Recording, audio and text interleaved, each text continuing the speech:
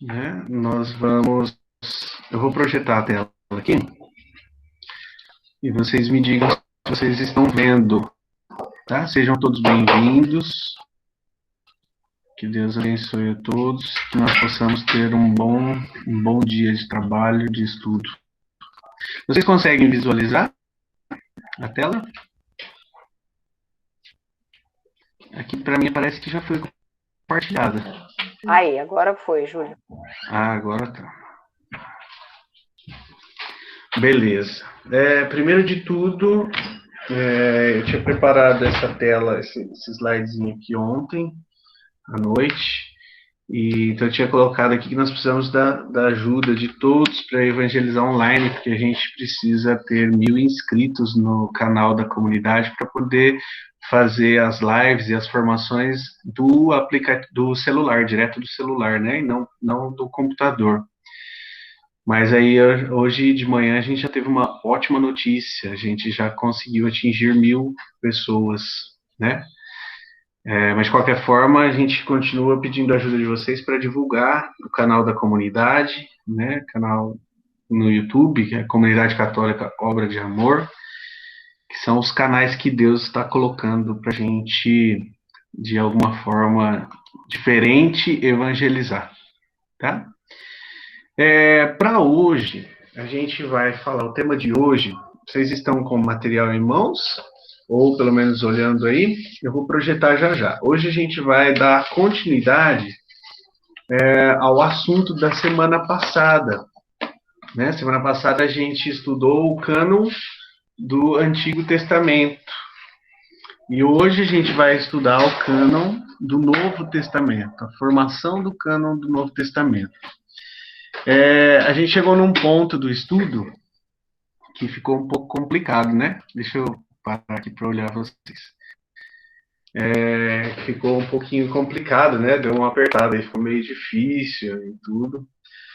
Mais uma vez eu quero relembrar, né, o intuito do que a gente está fazendo. O nosso intuito não é formar teólogo, até mesmo porque nós não somos teólogos, não somos formados nisso. Mas é mostrar um pouquinho como que a Bíblia foi construída, não é? Como que a Bíblia foi elaborada, porque a gente tem muitas vezes aquela ideia de que a Bíblia é um livro único, né? Que foi escrito num período da história. E não é verdade, tem muitas diferenças, né, de autores, de épocas, de lugar onde esses textos foram escritos, e até chegar no modelo que a gente tem hoje, né, aqui bonitinho, separada por capítulo, com temas, com versículos, né, esses numerozinhos que nos indica, tudo isso aqui levou muito tempo, né? Então a gente está num movimento em que a gente entendemos, né? No primeiro encontro, retomando bem brevemente, que a gente vai fazer um joguinho agora. A gente vai começar com um jogo de perguntas e respostas. Quero testar como está o nosso conhecimento, tá bom? A gente estudou um pouco sobre a inspiração bíblica, né? Nós vimos o que é a inspiração bíblica, que foi o nosso primeiro encontro. No segundo encontro, nós falamos um pouco sobre leitura e compreensão, né? Leitura, compreensão e interpretação de texto, do texto bíblico, que compreender e interpretar são coisas diferentes, né? Aí depois nós caminhamos um pouquinho mais, e aí a gente falou um pouquinho fez uma introdução sobre gênero textual, né? Vimos que é importante a gente conhecer os diversos gêneros textuais para a gente saber que na Bíblia, como a Bíblia é um conjunto de livros, né? Que cada livro tem um gênero textual, não necessariamente histórico, né? Mas também didático, tem cânticos e tem livros, textos proféticos, apocalípticos, enfim, a gente viu um pouquinho aí. Foi onde já começou a dar uma complicadinha, né? Aí depois disso, nós vimos no quarto encontro sobre a veracidade da Bíblia, né? A gente percebeu que tudo que está na Bíblia está de acordo com a verdade, mas não necessariamente de acordo com a realidade, né? Então a gente viu que tudo que está na Bíblia é verdade, principalmente sob o ponto de vista da verdade da fé, né? Mas não necessariamente da verdade geográfica, da verdade científica, não é? A gente viu que pode existir essas discrepâncias aí. Depois, o encontro passado, nós fizemos uma introdução ao estudo da construção do cânon do Antigo Testamento. A gente viu que cânon é o catálogo, né? Vamos dizer assim, são os livros que foram catalogados, os livros que foram escolhidos, mas não foi uma escolha aleatória, né? A gente viu que foi uma escolha de observar quais são os livros que eram de fato inspirados por Deus para compor o Antigo Testamento.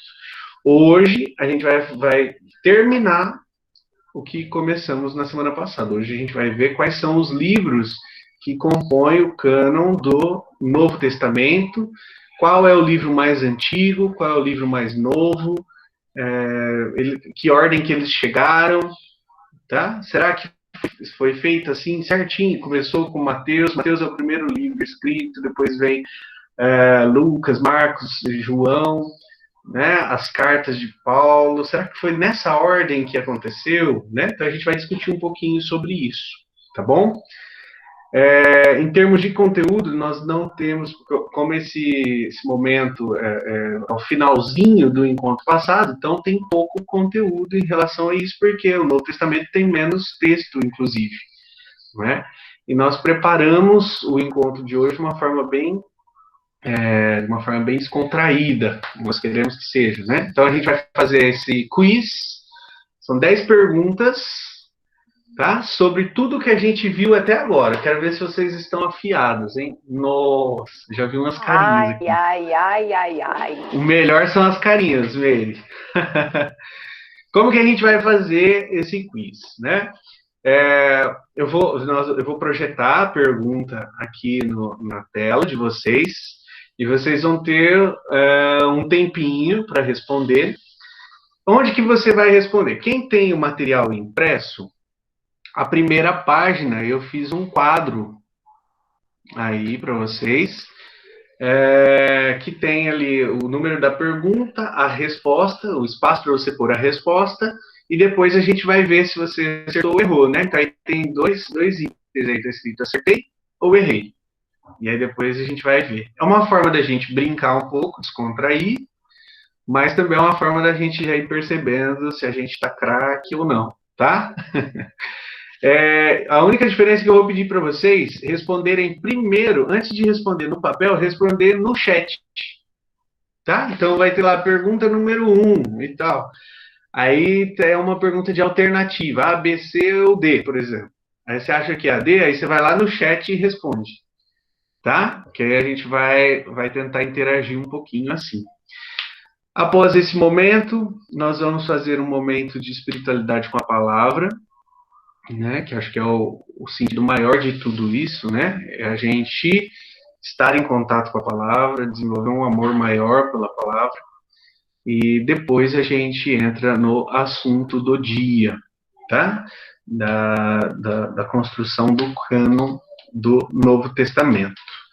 E aí, já vai ser perto das 5 e a gente vai finalizar, tá?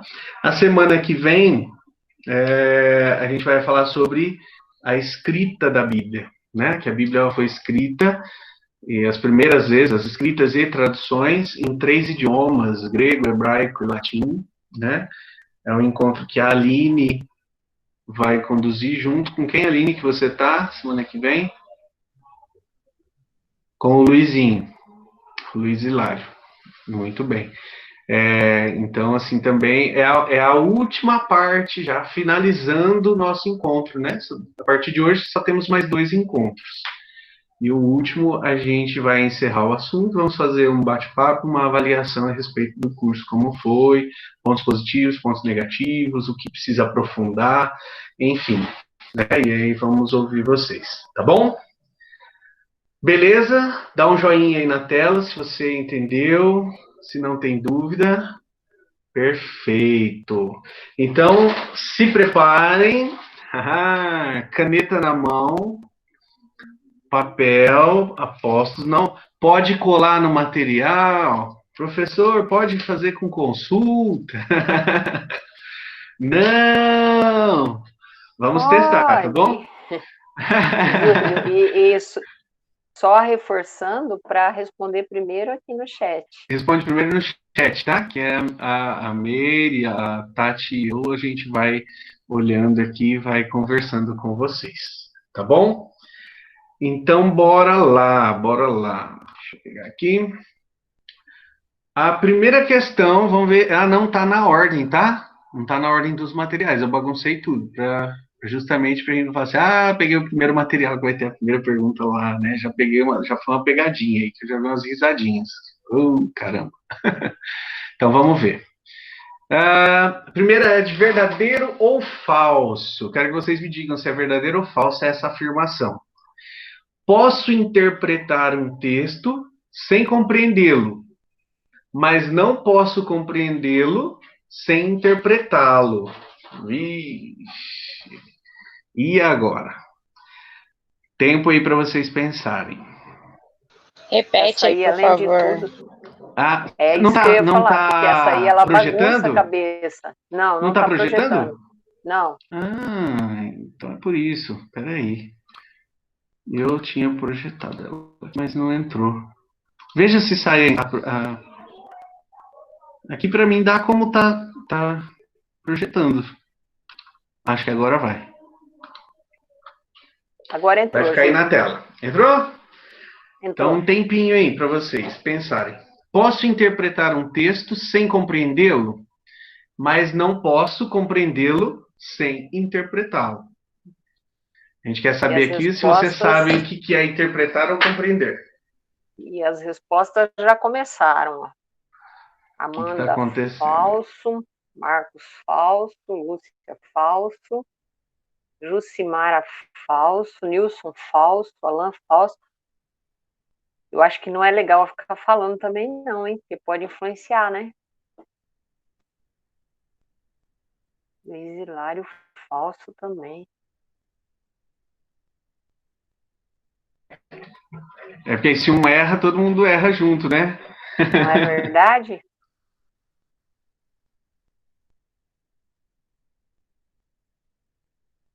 Mais alguns segundinhos. A Carol até saiu da reunião, gente.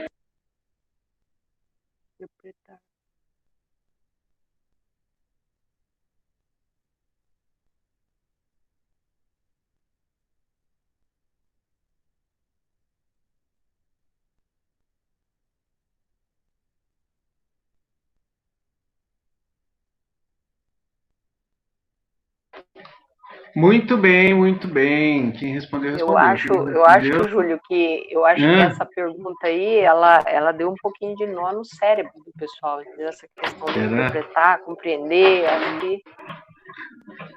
Vamos ver. Alguém gostaria de dizer o porquê que colocou falso?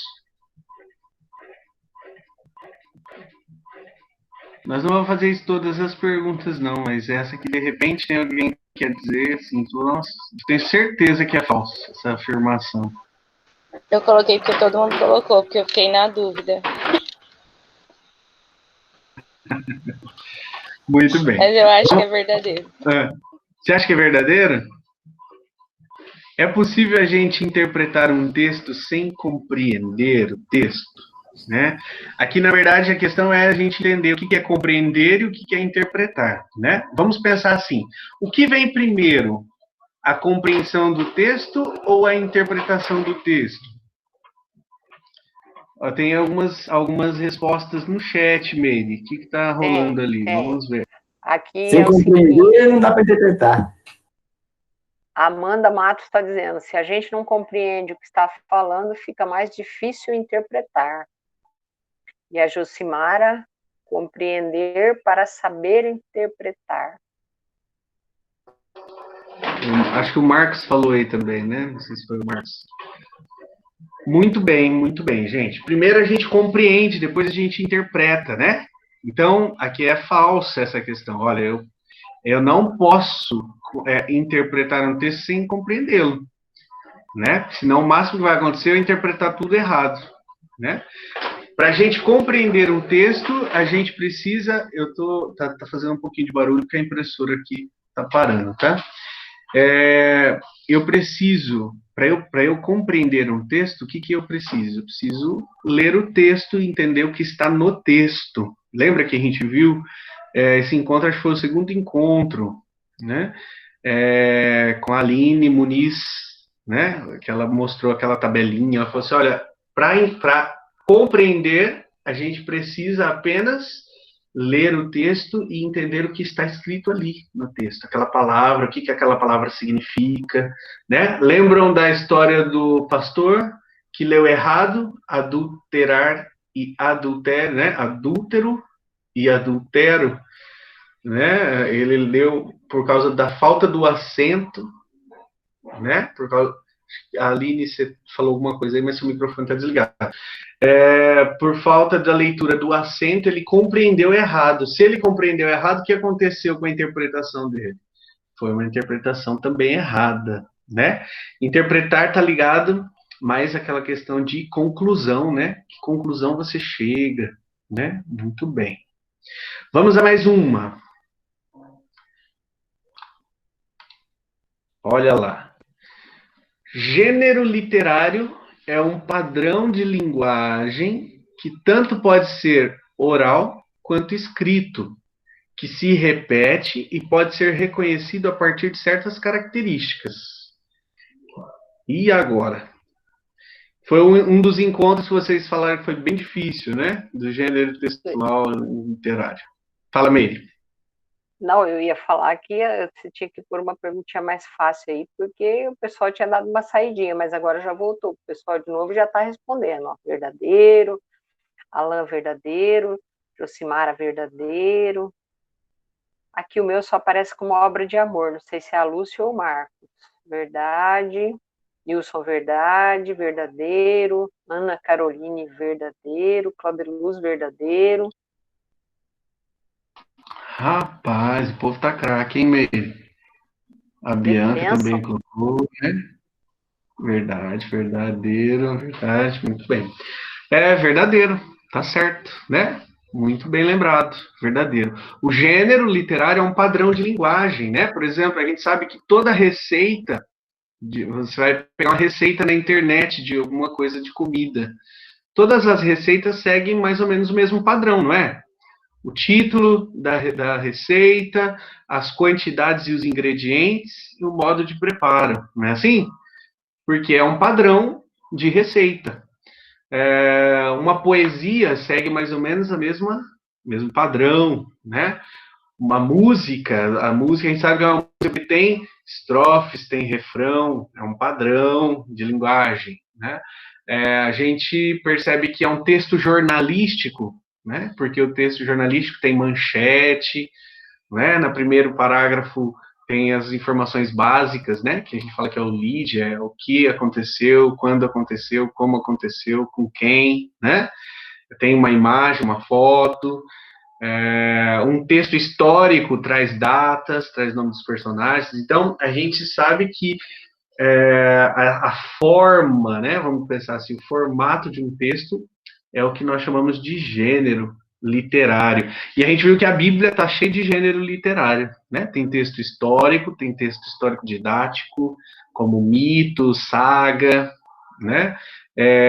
Tem texto profético, tem texto apocalíptico, tem cânticos, né? Tem midrashes ou midrashins, tem vários gêneros literários. Muito bem, muito bem. Vamos mais um. Vocês estão craque, hein? Apareceu aí? Opa! O povo tá afiado, Júlio. Mais uma de gênero. Olha lá. Sem entender os gêneros literários da Bíblia, é impossível ler os textos nela contidos. Verdadeiro ou falso? Verdadeiro ou falso? Eis a questão.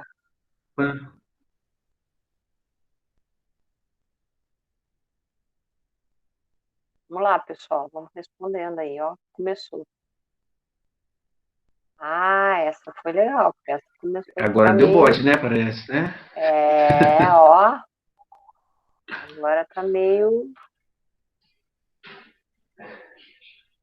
Ah, tem alguém Júlio, pedindo para repete, estou repetir. sem material. Isso. Aqui, vamos lá. Verdadeiro ou falso? Sem entender os gêneros literários da Bíblia, é impossível ler os textos nela contidos. É impossível ler a Bíblia sem saber o que são os gêneros literários. Verdadeiro ou falso? Essa A aí ficou dona interessante. Jo está dizendo que não aparece para ela, é a minha mãe. Mãe, clica nessas pessoinhas, tem um desenho aí de duas pessoas. Se você clicar nele, vai aparecer duas vezes o meu nome. Uma que vai aparecer a minha figura e a outra que está aparecendo o material. Clica nessa que está do material que você vai ver. Ô, Júlio, e Será que essa deu? deu diferença nos resultados, tá? Essa Deu? tem verdadeiro e tem falso. E aí? Será que a gente já pode dar a resposta, Meire? Olha lá, vamos lá. Essa aqui é falsa, tá? O Alan tá falando, olha lá, ler é possível, mas entender vai ficar difícil. Você nunca leu e entendeu a Bíblia antes de saber o que eram os gêneros textuais da Bíblia? Né? Só a gente pensar assim, a gente precisa saber, conhecer todos os gêneros literários da Bíblia para poder entender o que está escrito nela, para ler e entender, ler, compreender, né? Não precisa. A gente pode continuar lendo a Bíblia sem saber. A questão é que entender os gêneros da Bíblia, né? Identificar que gênero que está lá, facilita a nossa compreensão e a nossa interpretação, né? Se está lá um texto, está falando de algo que aconteceu de um jeito assim, você sabe que aquele texto ele é um mito, por exemplo, você sabe que não se trata de aquelas datas, aquelas informações não aconteceram de fato, né? Mas tem um outro sentido e por aí vai. Né? Então, não é necessário entender os de gêneros literários da Bíblia para poder ler os textos. A gente pode ler, mas se a gente quer estudar um pouquinho mais, ter um olhar mais aprofundado da Bíblia, então aí sim a gente precisa. Vamos mais um. Olha lá, verdadeiro ou falso ainda, né? A inspiração bíblica não dispensa a participação do autor sagrado e nem a sua compreensão. Ou seja, sua forma de pensar, sua visão de mundo, seu jeito de ser, seus sotaques, etc. Tudo é levado em conta no momento de escrever. E agora? Essa tá Verdadeiro ou fácil, hein? falso? Tá fácil Tá essa, May? fácil. Essa tá fácil. Vamos caprichar e vamos ver o que o pessoal tá falando. Aí, o pessoal tá uma doideira, hein, Júlio? Tão afiadinho, né? Tá afiadinho. Muito bem. Muito bom, é verdadeiro. Exatamente. Parabéns. Por que é verdade? Porque a gente sabe que quando Deus inspirou o homem para escrever a Bíblia, ele poderia ter mandado a Bíblia pronta, né? Ter feito um milagre ali de revelação e toda a Bíblia ser escrita para nós. Mas ele quis precisar da nossa ajuda para escrever, né? E assim como nós somos cheios de falhas, essas falhas também aparecem na Bíblia. Né? Vai aparecer com os nossos jeitos, nossas características específicas. Nosso jeito de escrever, nossa visão de mundo, o jeito que a gente enxerga as coisas.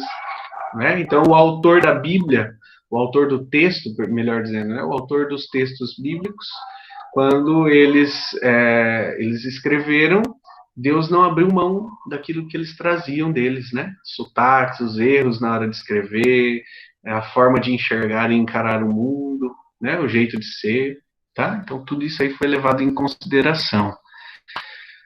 Vamos mais uma. Opa, essa é uma imagem. Qual banquinho é mais estável? Essa aqui foi uma imagem que a gente, inclusive, usou num dos dias aí da formação. E aí nós temos um quadrinho, né? A e B. A é o católico, B é o protestante. Aqui nós temos o católico sentado num banquinho com 3 pernas da cadeira.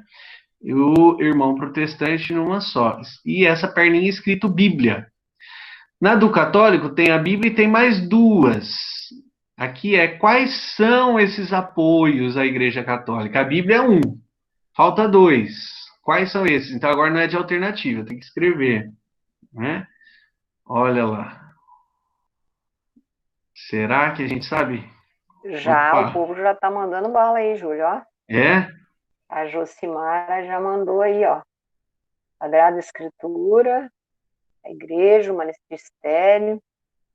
A Dani, a Tradição e o Magistério. Nilson, a Bíblia, o Magistério e a Tradição. Lindo, lindo, lindo. Olha lá, agora estou vendo aqui também. Parece que há um consenso. Sim. Muito bem, muito bem. Então, Exatamente. três sustentos.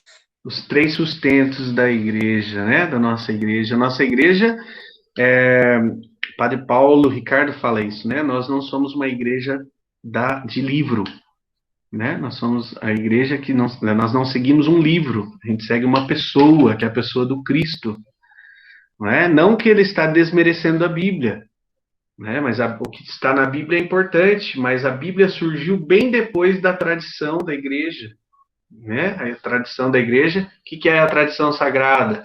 Que os apóstolos disseram, que os apóstolos viveram, aqueles que viveram com Jesus, não é? Então, o que eles produziram em termos de aprendizado, de informação também ajudou a gente a compor a nossa igreja, né? Além do magistério, que é formado pelos bispos e pelo Papa e pelos doutores da igreja, os cientistas da igreja, os teólogos, né, que vai nos ajudar a interpretar a Bíblia, por exemplo, né, não só isso, mas a atualizar toda essa vivência da igreja. Então, nossa igreja, ela é considerada, né, mais bem apoiada, por isso que a cadeirinha do menininho aí tá firme, né, porque tem três pezinhos importantes, não apoia só na Bíblia. Muito bem. Vamos mais uma. Como é chamado? Ah, essa eu lembrei do Tonon, hein? Como é chamado o autor que redigiu o texto sagrado? Alternativa A, geógrafo. B, agiota. C, agiógrafo. Ou D, agrimensor. Essa aí não precisou nem esperar você acabar de perguntar, o povo está já respondendo Já tá bonitinho. mandando bala. Essa ficou gravada, né?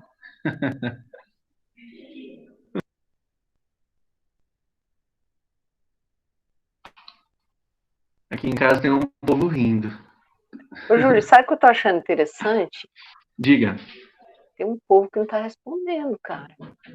Não tá não? Por exemplo, tem um tal de Luiz Hilário, que está aqui perto de mim. Não vi nenhuma dele ainda aí respondida, sabia? Magrinho? Eita, nós. Chamou na chincha, hein, Luiz Hilário? Quero ver agora a próxima. Qual que é a alternativa que deu aí, unânime? Alternativa C. Alternativa C.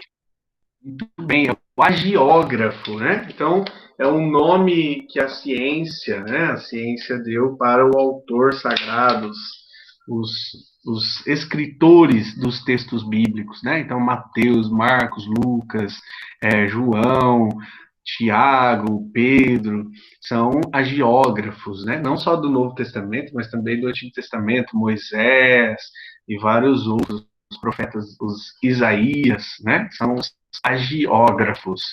Muito bem, vamos caminhar mais um pouquinho. Verdadeiro ou falso? A interpretação de texto está ligada a conclusões que podemos chegar ao conectar as ideias do texto com a realidade. E agora? O que é a interpretação de texto? É tirar uma conclusão a partir do que está no texto com a realidade que a gente vive. Verdadeiro ou falso? Começaram as respostas aqui. Luizinho, inclusive, ó, Ana Luísa já falou para ele, responde, Luizinho, senão não vai ter nota, hein? E essa aqui, Júlio, a maioria tá achando verdadeiro. Verdadeiro, verdadeiro, verdadeiro. Será? Muito bem, vamos ver, é verdadeiro, né? Interpretar um texto significa colocar ou tirar, né, conclusões ou colocar a minha impressão pessoal sobre o texto. É o que eu acho que está dizendo aquele texto, né? Ou a que conclusão o texto me levou a concluir, né? É uma leitura subjetiva, né? Tem algo da subjetividade nossa. A Aline Muniz entrou aqui e já colocou, é subjetivo. Muito Olha bem. lá, sapecou o subjetivo. Inclusive, foi o encontro que eu e ela nós passamos, né? Seja bem-vinda, Aline. Muito bem. Então, aqui nós temos, na interpretação, tem algo nosso, né? Na compreensão do texto, a compreensão ela é objetiva, é só o texto, o que está no texto, escrito lá, né? Muito bem. Vamos mais uma, está acabando já. Quem é? Ah, essa aqui, ó. Essa aqui a gente não viu, a gente vai ver hoje, tá? Então Mas aqui essa é já é boa, um viu, Júlio? teste, viu essa? Quem é o autor da carta aos Hebreus? E o Deixa eu povo ver. já está respondendo já, Júlio. Ah, o apóstolo Paulo, Já. Timóteo, esta carta é anônima, Lucas, o evangelista. Como que tá aí, Meire? O pessoal tá doideira. É tudo cobrinha criada. O povo É, tudo sabe da palavra. Ó, o Luiz Lário colocou que é o Espírito Santo, o Espírito autor. Santo. Mas você é A magrinho, hein, Luiz? Aline, a Aline colocou que é. Nossa, a Aline colocou que é a A. Agora, a Ana Caroline respondeu que foi o Miltinho. Minha mãe do céu. Deixa eu já dar a resposta antes que comece as heresias a aparecerem aqui. Vai, Júlio, manda aí.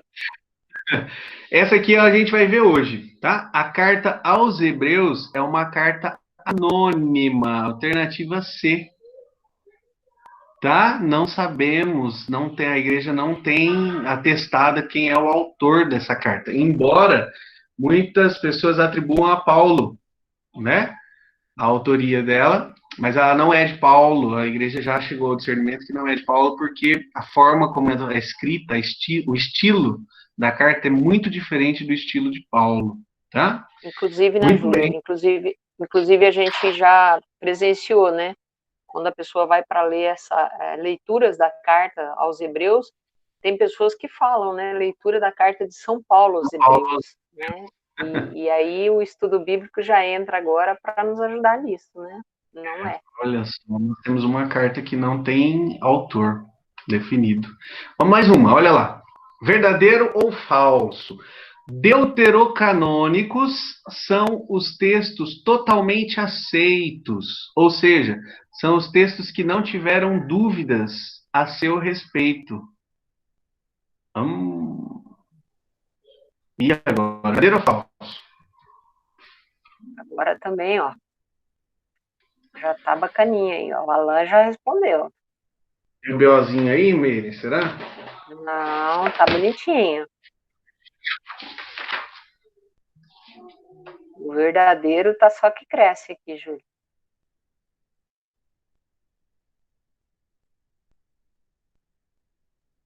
Dani, verdadeiro.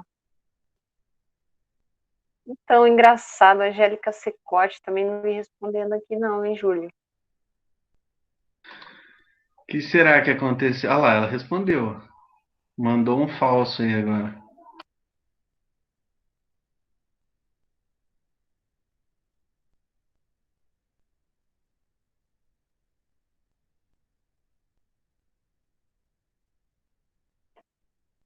Nilson também falso, Larissa falso, Angélica falso, e agora?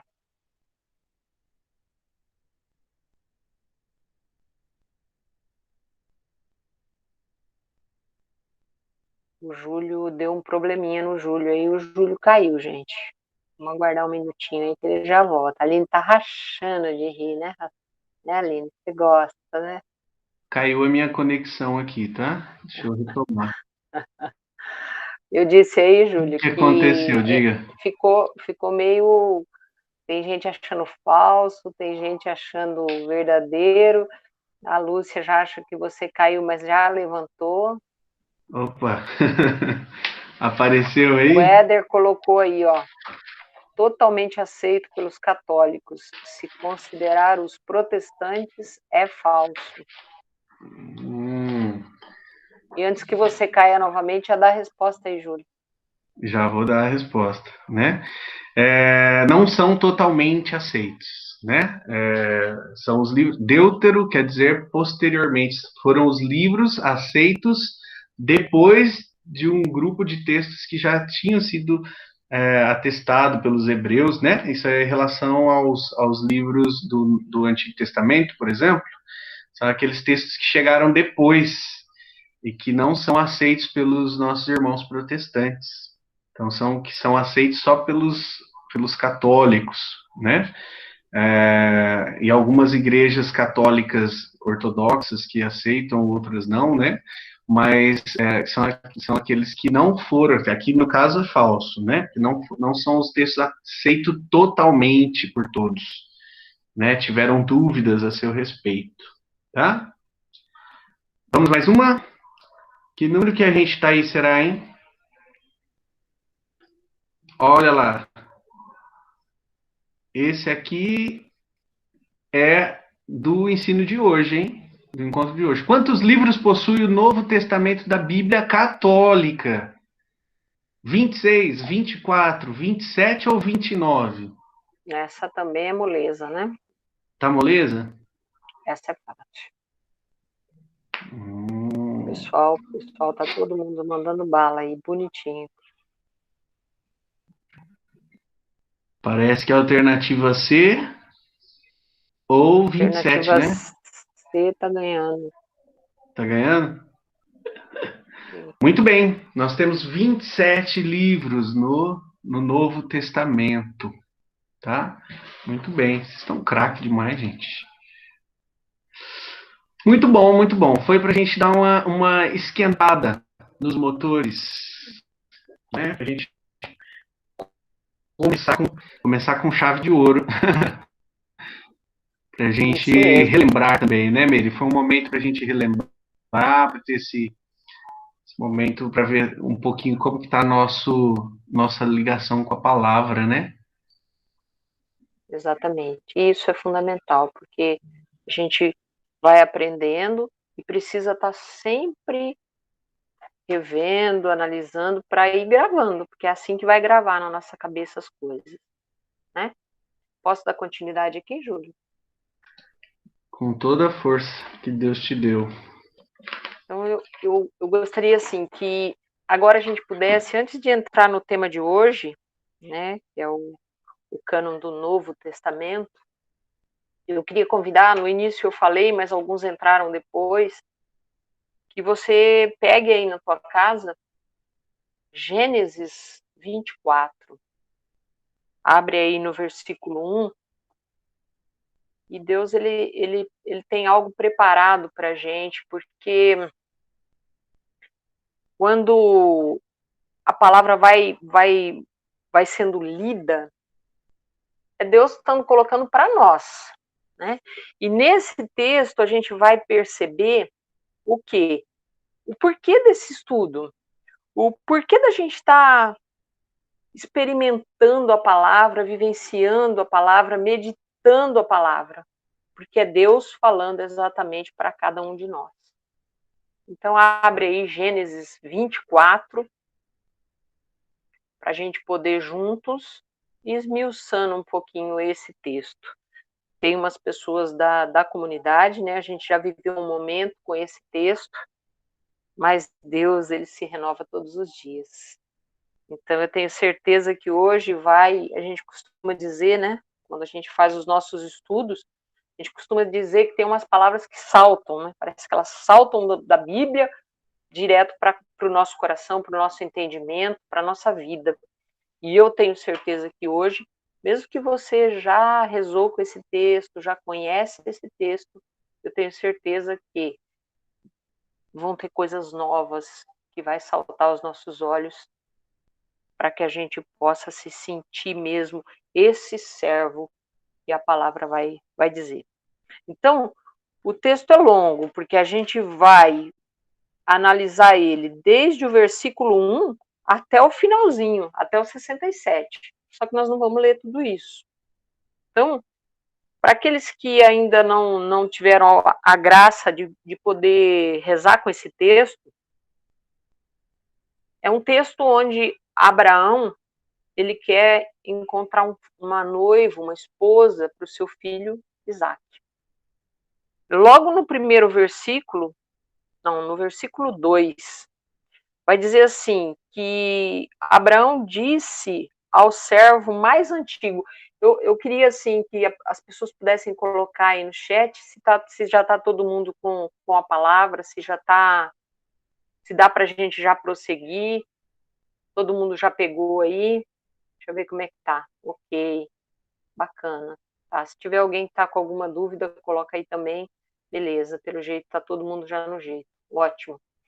Então, assim, ele pega um servo, aqui no caso a palavra diz que ele pega o servo mais antigo e pede para esse servo ir para uma terra distante para encontrar a esposa para o seu filho Isaac. É Abraão dando uma missão para esse servo. Eu quero que Deus nos dê a graça que a gente se coloque no lugar desse servo e coloque o próprio Deus na pessoa de Abraão. Então, é Abraão dando uma missão para mim e para você também. Para que esse estudo bíblico? Por que a comunidade está colocando esse estudo bíblico? Para que eu tenho que aprender mais da Bíblia? Para que a gente possa, também como esse servo, sair em missão para encontrar essa noiva, para apresentar o noivo. Então, é fundamental a gente se colocar aqui, ó. Ele escolheu um servo, e esse servo sou eu, e esse servo é você. E aí, lá no versículo 7, olha que interessante. Abraão diz assim para esse servo: o Senhor, Deus do céu, que me tirou da casa do meu pai, da minha pátria, e que me disse e me jurou dar essa terra à minha posteridade. Aqui na minha está até grifado o que vem agora. Este Senhor mandará o seu anjo diante de ti. Vem para nós agora, para hoje. Toda e qualquer missão que o Senhor coloca para nós, a presença dele é verdadeira, a presença dele é viva. Esse mandará um anjo adiante de ti. É o próprio Deus que sempre que a gente sai, que seja da cozinha para o quarto, numa missão enviada por ele, de repente ir falar com o filho, de repente ir falar e ter um diálogo marido e mulher, pais e filhos, o próprio Deus está conosco. Ele nos envia, mas ele não nos deixa só. Então, enquanto cristãos mesmo, sedentos de Deus, é fundamental a gente ter isso na nossa cabeça. Deus está me enviando? Tá. Ele está comigo. E aí, versículo 10 agora. E, tomando 10, aí ele mandou, falou para o servo, olha, vai, né, vai lá buscar ela, o anjo vai estar com você, e o servo obedeceu e foi. Só que tem um detalhe, no versículo 10, olha o que o servo levou. E tendo tomado 10 camelos do rebanho do seu senhor, partiu, levando as mãos cheias das riquezas de Abraão, e pôs-se a caminho. Sempre que nós somos enviados, e na comunidade de amor isso é muito lindo, porque quando Deus nos envia numa missão, Ele enche as nossas mãos de bênçãos. Eu só vi aqui que teve... Ah, tá, não. enche as nossas mãos de bênçãos. A gente não vai mãos abanando.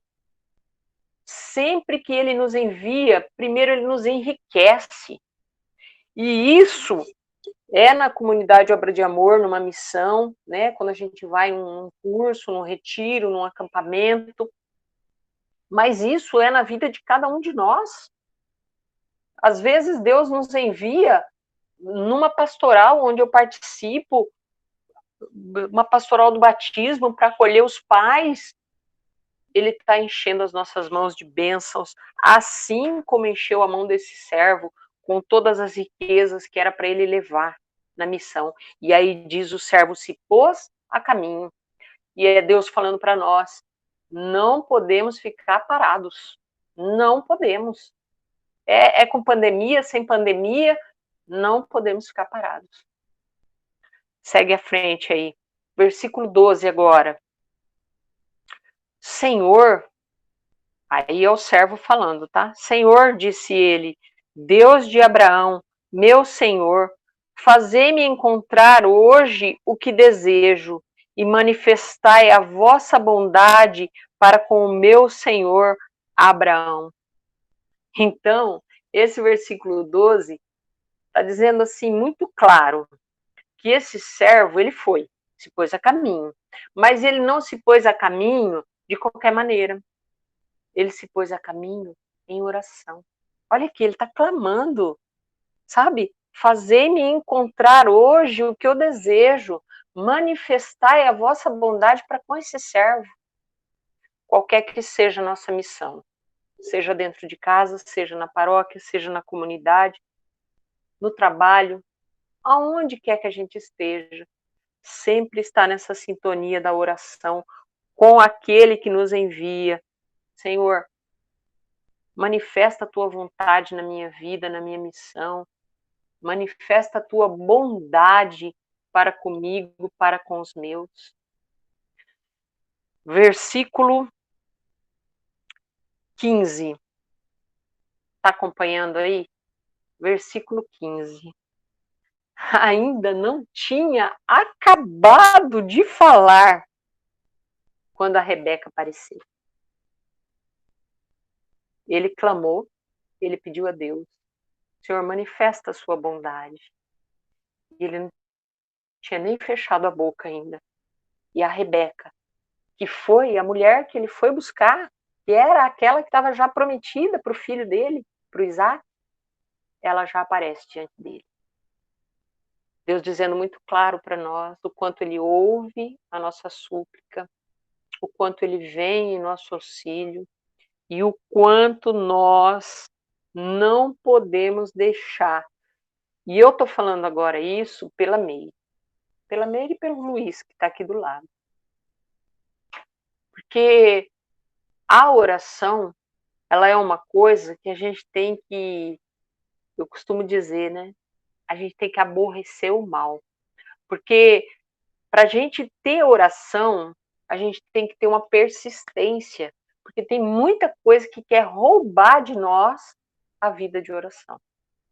Então, aqui é a prova clara de que nós não podemos esmorecer, nós não podemos vacilar na meditação da palavra, na oração do terço, na oração de súplica, na oração de louvor, de ação de graças. Não podemos, porque nem tinha acabado de falar e Deus já tinha acolhido a oração dele. Versículo 34. Quando ele chega lá na casa, porque aí ele vai conhecer a Raquel, né? A Rebeca, desculpa. Ele vai conhecer ela e aí já vai agradecer a Deus por ter encontrado ela, né? Ó, versículo 26, ele fala aí, ó, inclinou-se então o homem e prostrou-se diante do Senhor. Porque é legal a gente pedir, é importante a gente pedir, mas é também fundamental, né, Júlio? Fundamental a gente também se prostrar e agradecer. Teve algo que você clamou, que foi atendido, se prostrar diante do Senhor e agradecer. E foi isso que ele fez, porque ele encontrou a Rebeca, e aí ele se prostra e agradece a Deus. E aí, ela leva ele para a casa dela, e os irmãos já veem ali, né? E já querem já que ele já senta para já começar a comer. E ele faz assim, ó. Não. Versículo 33, no finalzinho. Não comerei nada enquanto não expuser o que eu tenho a dizer. E aí vem o versículo 34, que é onde eu quero chegar, que ele diz assim, ó. Eu sou, disse ele, o escravo de Abraão. Lindo disso que ele não se achou, né? Ele sabia muito bem quem ele era o escravo de Abraão. Quem somos nós numa missão? Nós somos só e tudo, né? Os filhos de Deus enviados por ele. Só que o lindo é que, mesmo quando ele aqui se reconhece, eu sou escravo do meu senhor Abraão, mesmo nessa pequenez dele, mesmo ele reconhecendo isso, Deus agindo de forma incrível, Deus realizando a missão que ele tinha ido fazer. Então, nós não podemos ter dúvida nenhuma disso, né? Eu enxergo assim, interpreto assim, né? Nós somos muito pequenos diante do nosso Deus, muito pequenos, mas nós somos filhos. Então, a gente não pode, ao mesmo tempo, querer se achar muito, mas ao mesmo tempo a gente tem que honrar aquilo que a gente é, somos filhos de Deus, e da maneira que somos, limitados como somos, é nessa situação que ele vai agir. Em nós e através de nós. Encontra ela, o pessoal aceita, a família, ele fala, ó, eu preciso levar ela, e o meu senhor mandou aqui todas essas riquezas para que eu possa levar ela. A família dela concorda, e eles, ó, se põem de volta para ela poder conhecer o Isaac, o Senhor, né? Porque o Abraão mandou ele buscar a noiva para o filho Isaac. E aí, lá no versículo 62, a gente já vê o momento ali do encontro, né? Ela vem chegando na comitiva, os camelinhos, ó, tô até com o andadinho do camelinho aqui. E o Isaac, ele fala aqui que ele saiu, até achei lindo isso aqui que ele fala, ó, quer ver? Aqui não risquei, mas é muito bonitinho, porque ele fala assim, aqui, versículo 63, uma tarde em que saíra para meditar no campo. Quando eu li isso aqui, eu pensei, Isaac já estava rezando também por aquela prometida que estava vindo, né? Por tudo que eles iam construir juntos. Enfim, o Isaac sai, e aí ele já avista de longe a comitiva que vem vindo e vem trazendo Rebeca. E a Rebeca também enxerga ele de longe. Olha que interessante, no versículo 65, acompanha aí comigo. Ela disse ao servo de Abraão, quem é aquele homem que vem ao nosso encontro no campo? Olha a resposta, gente, do servo. É o meu Senhor. É o meu Senhor. Nossa missão de servos, de enviados de Deus, é justamente essa: revelar quem é o nosso Senhor para as pessoas. E aí vem o questionamento de Deus, né? Para mim, para você, quem é o nosso Senhor? Porque a gente precisa apresentar esse Senhor de uma maneira que as pessoas se apaixonem por ele. A Rebeca, a gente vai ler aqui, ó. Eles já se encontraram, já se apaixonaram. A palavra diz que Isaac conduziu ela para a tenda, fez dela a esposa dele, e aquilo consolou no coração dele a perda da mãe. Então, essa é a nossa missão de servos, de enviados. Por isso que nós temos que, sabe, catar a palavra de Deus mesmo e viver ela todos os dias, porque através dela é que vai fortalecer em nós esse amor, para que a gente possa apresentar quem é o nosso Senhor, o que nos move, o que nos envia, para que mais e mais pessoas se apaixonem por Ele, para que mais e mais pessoas tenham uma vida totalmente diferente a partir do momento que descobrem quem é esse Senhor e tudo o que Ele pode fazer na vida. Agora eu quero te convidar para voltar lá no versículo 2. Quando ele escolheu esse servo, ele pediu uma coisa para esse servo. Volta aí no capítulo 24, versículo 2. Abraão disse ao servo mais antigo de sua casa, que administrava todos os seus bens: mete a tua mão debaixo da minha coxa. Quero que jures pelo Senhor, Deus do céu e da terra. Antes de enviar esse servo, ele pediu para que o servo colocasse a mão aqui, ó, embaixo da coxa e fizesse um juramento. Se a gente for tentar aprender um pouco mais sobre esse gesto de colocar a mão sobre a coxa, né, a gente vai ver que tem muito a ver com a intimidade. Colocar essa mão aí tinha que ser íntimo para fazer isso.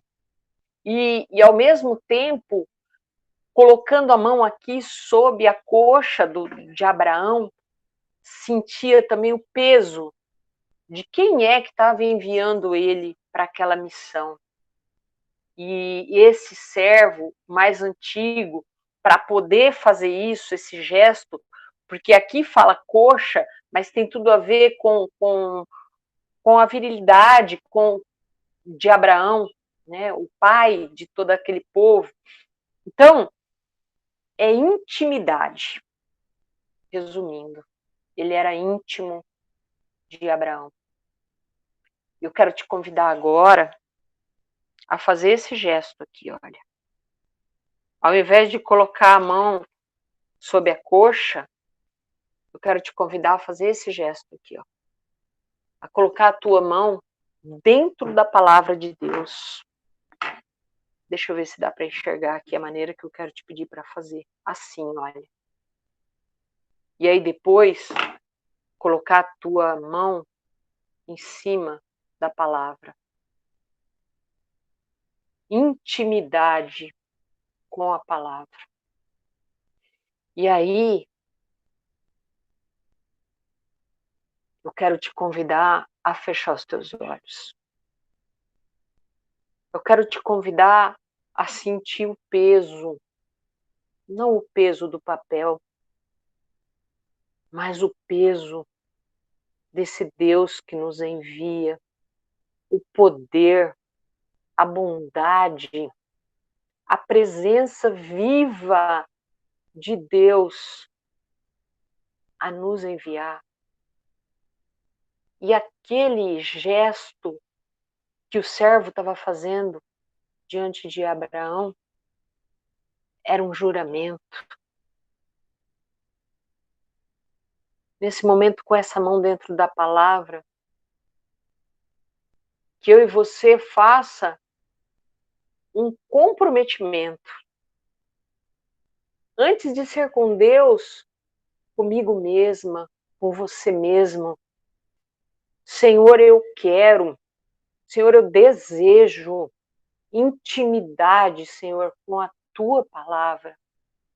Eu quero, Senhor, desejo e preciso ser direcionada por ti, ser enviada por ti, conduzida por ti. Eu quero, Senhor, que essa intimidade me leve a sentir a presença tua caminhando comigo, sentir a tua presença que não me abandona.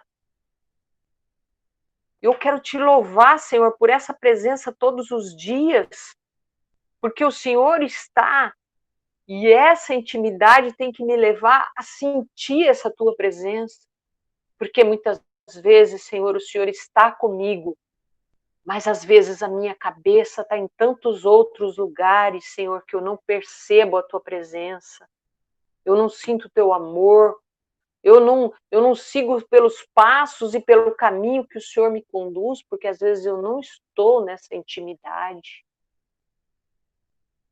Eu quero, Senhor, nesse gesto de colocar minha mão dentro da tua palavra, me comprometer, Senhor. Me comprometer a estar sempre prostrada, estar sempre prostrado, orando, agradecendo, pedindo a tua proteção, a tua bênção, a tua paz. Tantas situações, Senhor, nessa bendita pandemia, tantas situações que nos fizeram perder a paz, tantas situações que nos desinstalaram.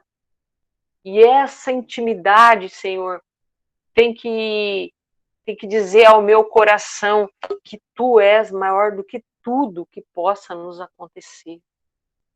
E nesse momento eu quero te convidar a pensar em quantas pessoas que nesse momento estão passando por situações difíceis, talvez situações de enfermidade, talvez situações financeiras que tá um caco por conta de tudo que tem acontecido, talvez situações de falta de paz. Vai colocando agora, nesse teu momento de intimidade, vai colocando como missão que o Senhor está te enviando, vai colocando, vai rezando por essas pessoas que você conhece, que você sabe que são necessitadas, vai entregando também elas ao Senhor, aos cuidados do Senhor. E assim como aquele servo que se prostrou para agradecer, nós também queremos te agradecer, Senhor. Te agradecer por esse estudo bíblico, te agradecer por essa intimidade que vai crescendo a cada dia, conforme a gente vai dando os passinhos, o Senhor vai aumentando ainda mais. Te agradecer, Senhor, te agradecer por teu Santo Espírito, que nos faz sentir a tua presença. Te agradecer, Senhor, por todo o ensinamento, e principalmente, Senhor, te agradecer porque o Senhor está gravando no nosso coração, a partir desse estudo bíblico, um novo rumo, um novo desejo, um novo caminho, novas missões. Muito obrigada, Senhor. Muito obrigada pela missão de ser esposa, de ser mãe, de ser igreja, de ser amiga, de ser companheira. Muito obrigada, Senhor, por todas as missões, todos os dias, o Senhor dá para os teus filhos e para as tuas filhas. Amém. Muito obrigada, Senhor. Amém. Eu só queria completar, Júlio, que é uma graça esse momento que a gente está podendo viver. Isso mostra para nós que para ser igreja, para ser esse servo enviado por Deus, não há situação que impeça. E esse estudo bíblico e esse momento de presença virtual deixa muito claro isso. O importante é ter o desejo no nosso coração. E eu louvo e agradeço por essas 28 pessoas que estão aqui agora, sendo instruídas por Deus. Muito obrigada. Amém, amém.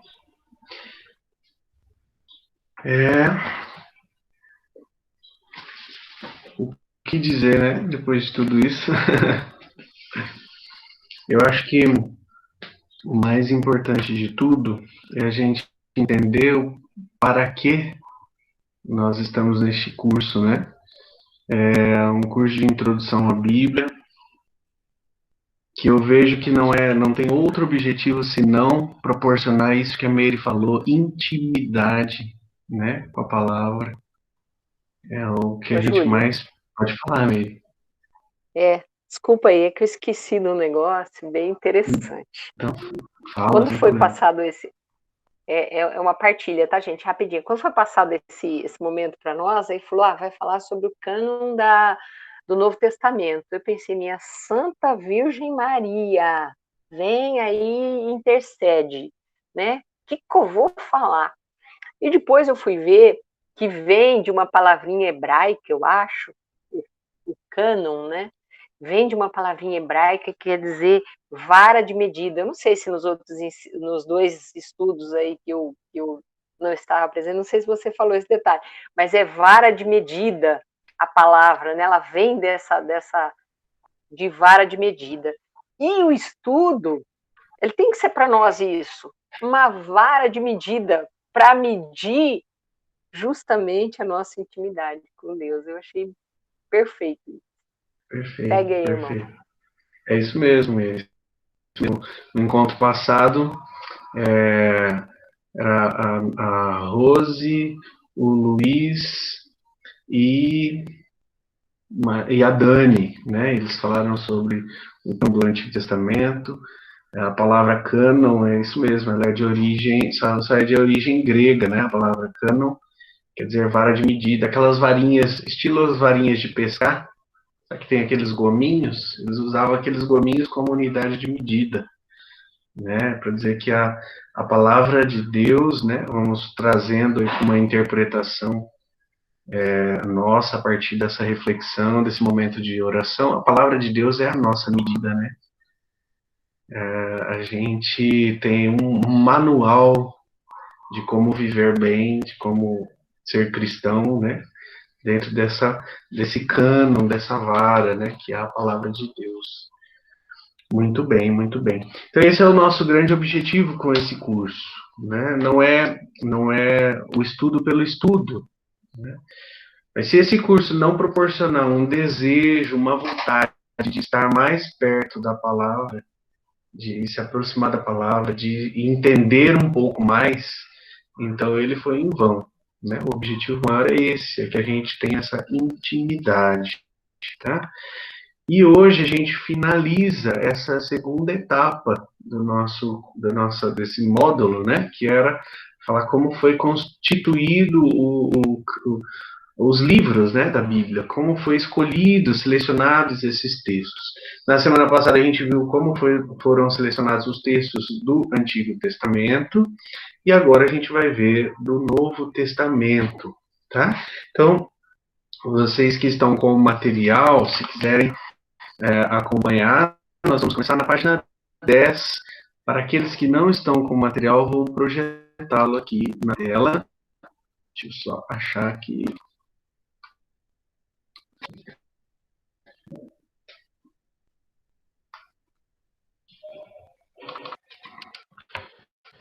E aí, na hora que vocês vendo, a gente vai começar a página 10.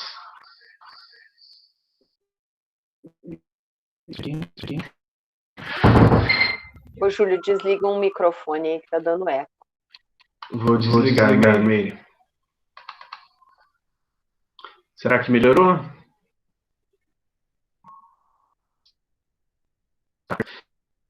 Embora a página 9, a página 9 é uma introdução, tá? Explicando o que a gente vai fazer. A gente já falou, para não ficar repetitivo. O objetivo do encontro é o mesmo da semana passada. Por quê? Porque o encontro de hoje é o fechamento da semana passada, que é compreender os conceitos sobre cânon bíblico e de que modo eles foram adotados, né, para dentro da Bíblia, tá? Na página 10, então, a gente vai fazendo assim, eu vou pegar algumas ideias por parágrafo, alguns parágrafos vou ler, outros a gente vai comentar, que vai mostrar um pouquinho dessa estrutura, de como foi organizado. É óbvio que tem mas tem muita coisa para a gente aprofundar. O objetivo nosso não é esse de aprofundar, é ter uma visão mais geral mesmo, até só para a gente entender como que foi organizado. A gente viu no encontro passado que o problema maior estava no Antigo Testamento, porque os irmãos protestantes não aceitam alguns textos do Antigo Testamento, mas aceitam todos que estão no Novo Testamento. Então, aqui a gente não tem assim, muito debate como teve na história, né? Vamos pensar assim, para a constituição do cânon do Antigo Testamento. Tá? O que a gente pode dizer é o quê? Primeiro, o cânon do Novo Testamento ele está organizado em 27 livros, né? Dentro do cânon católico apostólico romano. A gente pegar, por exemplo, algumas igrejas do Oriente, né, a Igreja Católica Ortodoxa, que são católicas, não consideram alguns livros. Tem igreja que consideram só 22 livros do Novo Testamento. Embora sendo católicas, né, que não consideram aquelas de origem apostólica, porque eles não são apostólicos, né? Enfim, mas assim, para nós, na nossa religião, na nossa igreja, nossa crença, nós temos 27 livros do Novo Testamento.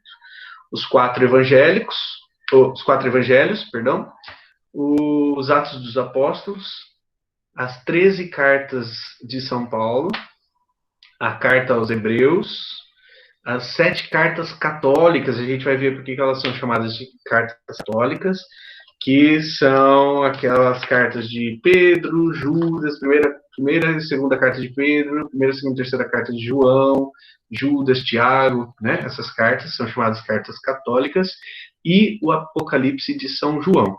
Tá? Então, esses são os 27 livros aceitos por nossa igreja como o cânon do Novo Testamento.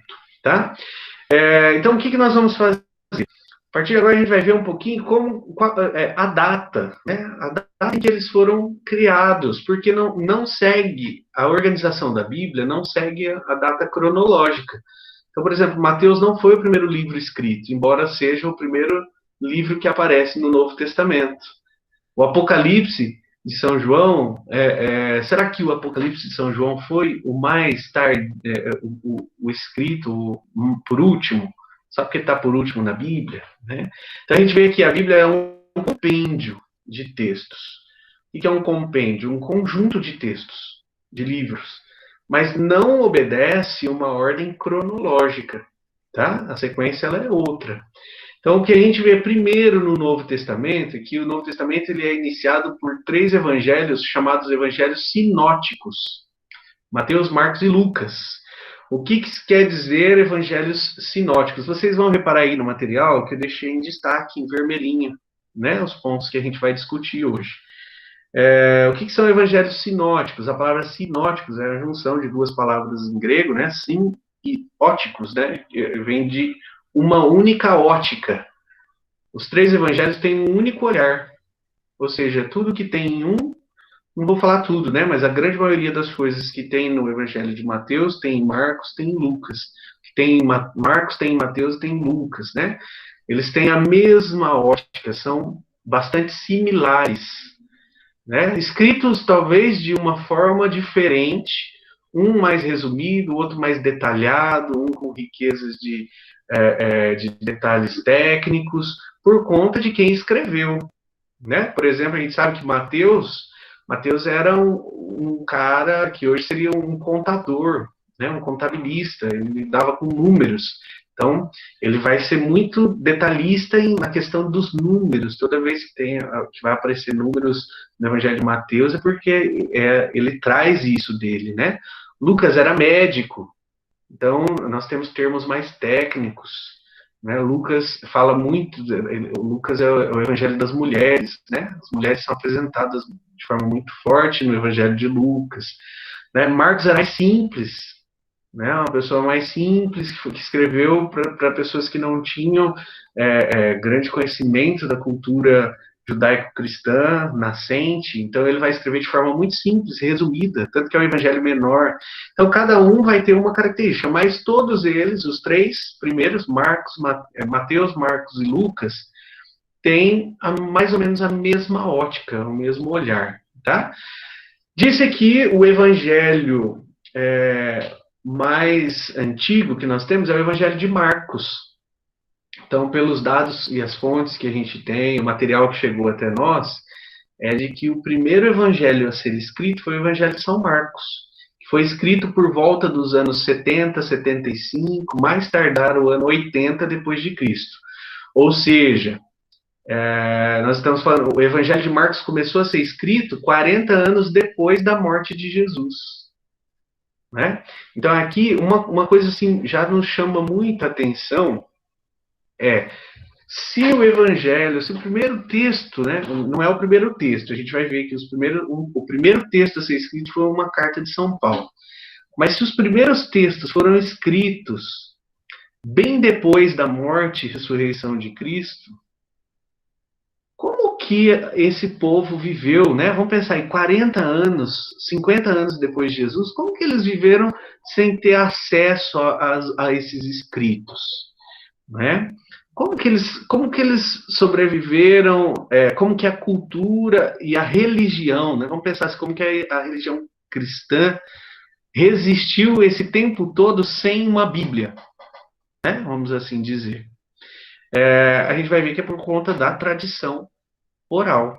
Por isso que a nossa igreja leva em consideração também a santa, a sagrada tradição, né? O que foi passado de geração para geração, tá?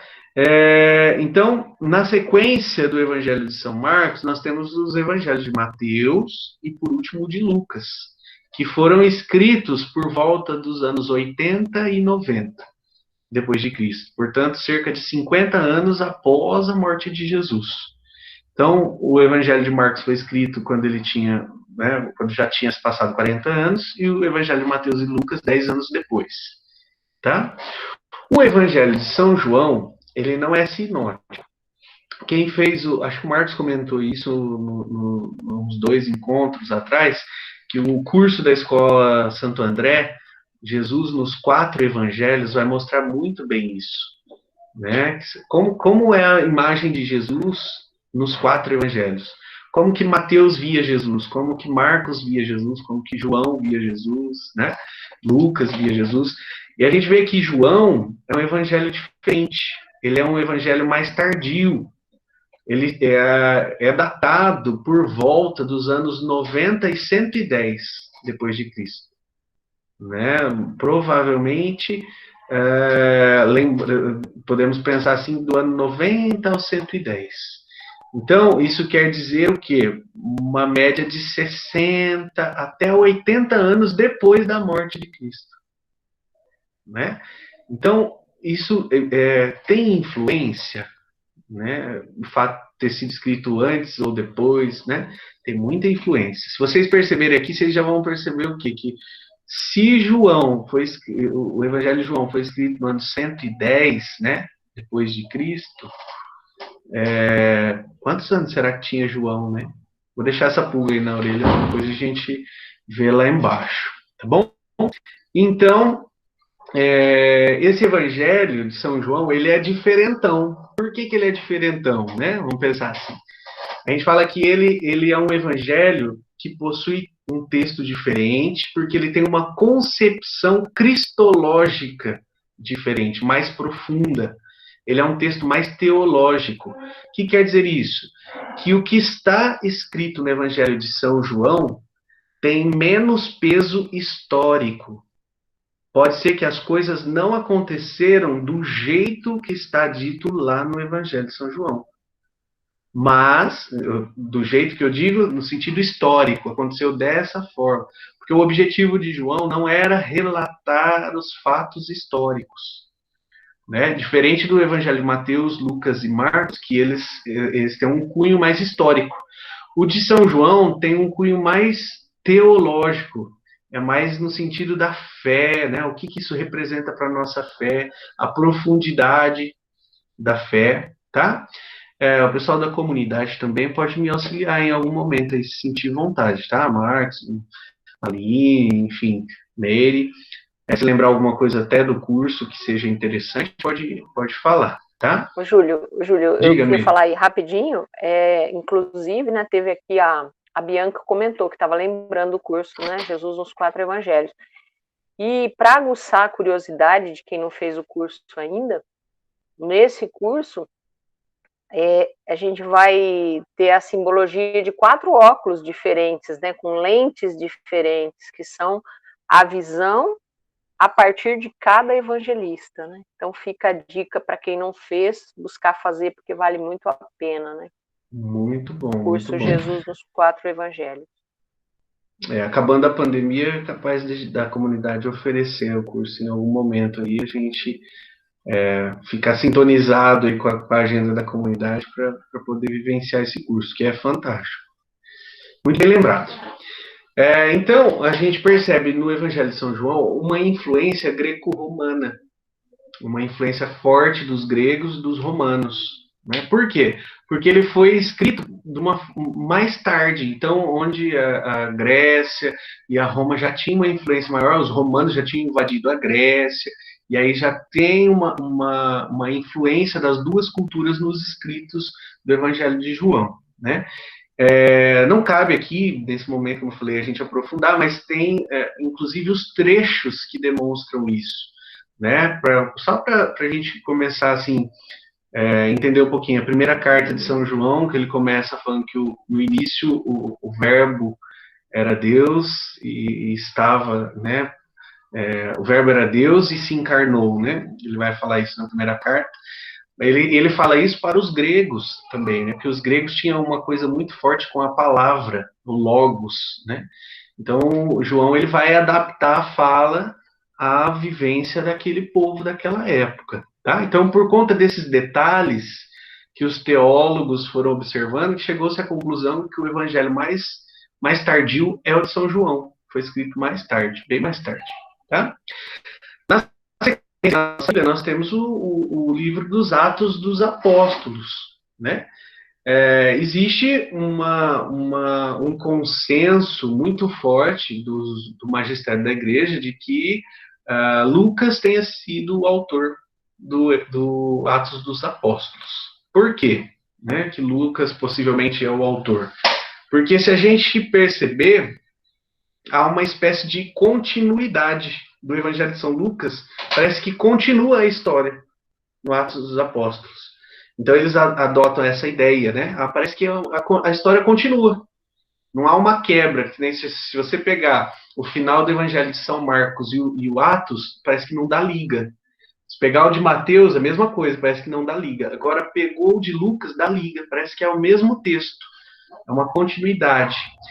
Também porque os teólogos, né, que estudam os linguistas, eles percebem que há um mesmo estilo de escrita, né, as mesmas formas, os cacuetes, né, da língua. Por exemplo, a gente vai escrever, a gente tem algumas manias de escrever daquela forma. Essas manias são muito parecidas do Atos dos Apóstolos com o Evangelho de São Lucas. Então, possivelmente, Lucas tenha sido o autor aí do livro do Atos dos Apóstolos. E que foi escrito por volta dos anos 80 e 90 depois de Cristo, não muito além disso. Tá? Depois dos Atos dos Apóstolos, nós temos as 13 epístolas de Paulo, né? E aí, quando eu estudava, eu fui lá contar, falei, mas será que é 13 mesmo, né? São 13 cartas, sem contar Hebreus, né? A carta aos Hebreus. Então, nós temos lá duas cartas a Coríntios, né? A terceira de Gálatas, a quarta de Efésios, a quinta de Filipenses, a sexta de Colossenses, sétima e oitava que são os Tessalonicenses, nona e décima de Timóteo, 11ª de Tito, 12ª de Filemon e 13ª, opa, pulei uma aqui, 2, 3, 4, 5, 6, 7, 8, 9, 10, 11, 12, isso, 13 cartas. Tá? Então, o que, que a gente vê de interessante dessas epístolas? O que, que é importante a gente entender aqui, né? São os escritos mais antigos do Novo Testamento. Né? Na verdade, são as primeiras cartas, os primeiros escritos do Novo Testamento. Foram escritos mais cedo. Né? E a carta mais antiga, né, o primeiro texto mais antigo que se tem do Novo Testamento é a primeira carta de Tessalonicenses, que foi escrita por volta do ano 50, ou seja, 20 anos após a morte de Jesus, a morte e ressurreição de Jesus. Né? Então, 20 anos, vejam bem, a memória que a gente tem de 20 anos é uma memória razoavelmente boa, né? Porque ainda está perto. Se a gente pensar 50 anos depois, né? 90 anos depois, possivelmente não foi nem a mesma pessoa que viu que escreveu, né? Então, as chances de ter informações mais próximas e intensas do que de fato aconteceu é muito grande. Tá? Então, a primeira carta que se tem datada, né, de Paulo é a primeira carta dos Tessalonicenses, por volta de 20 anos depois da morte de Cristo. E a última, né, que talvez eles datam aí por volta do ano 64 ou 67. Aqui eu não coloquei qual carta que é essa, e agora eu não vou lembrar para dizer para vocês. Verdade, foi tanta coisa que lemos, estudamos, mas depois eu complemento para vocês, tá? Mas a última carta, a carta mais velha, foi datada aí do ano 64, 67 depois de Cristo. Aí depois vem a carta aos Hebreus, né? Que é uma carta de autoria anônima, muitas vezes atribuída ao apóstolo Paulo, né? Mas foi descartada essa hipótese por aqueles dois motivos que falei para vocês, né? Pelo fato de ser um estilo de escrita muito diferente, né? Dois itens, não, um item, né? Que é o estilo de escrita muito diferente, que foi escrita por volta do ano 80, ano 100, né? Depois de Cristo. E há uma pequena, uma remota hipótese de quem seja o autor dessa carta, talvez Apolo, né? Há uma referência que talvez tenha sido Apolo, justamente porque ele era visto nos Atos dos Apóstolos, fala, né, que ele era poderoso nas escrituras, né? Ele tinha uma força intensa de estudo das escrituras e da escrita também. Então, como nunca chegou nada de Apolo para nós, não tem como a gente comparar se essa carta aos Hebreus é de Apolo ou não, né? Então é uma hipótese. Depois, nós temos as epístolas católicas, né, que vem na sequência aí as de Hebreus. São chamadas de cartas católicas, não porque são da Igreja Católica, tá? Mas aqui é no sentido literal da palavra. O que significa a palavra católica em português? É uma palavra de origem, ela é de outra origem, não é de origem da nossa língua, né? O que significa católica? A palavra católica significa universal. Então, essas cartas, né, Tiago, 1º e 2º Pedro, 1º, 2º e 3º João e Judas, essas 7 cartas, elas são 7, né? 1, 2, 3, 4, 5, 6, 7, 8. Essas cartas, elas foram escritas com um propósito, que elas fossem lidas em todas as comunidades. Por isso que é universal, né? Porque ela é para todos. Não tem distinção. Não é específica para Coríntios, não é específica para os Tessalônicos, elas são para ser lidas em todas as igrejas. Por isso que elas são católicas, né? Em alguns textos eu encontrei a ideia de que elas são ecumênicas, né? Para todo o povo, independente de credo, de visão, enfim, de religião, né? Mas a gente sabe que são cartas abertas, tá? Os exegetas, né, que são os cientistas que estudam esses textos, parece concordar que essas cartas não foram escritas pelos apóstolos que têm o nome na carta. Então, por exemplo, a carta de Tiago talvez não tenha sido escrita por Tiago, a carta de Pedro talvez não tenha sido escrita por Pedro, de João e de Judas também não por eles. Né?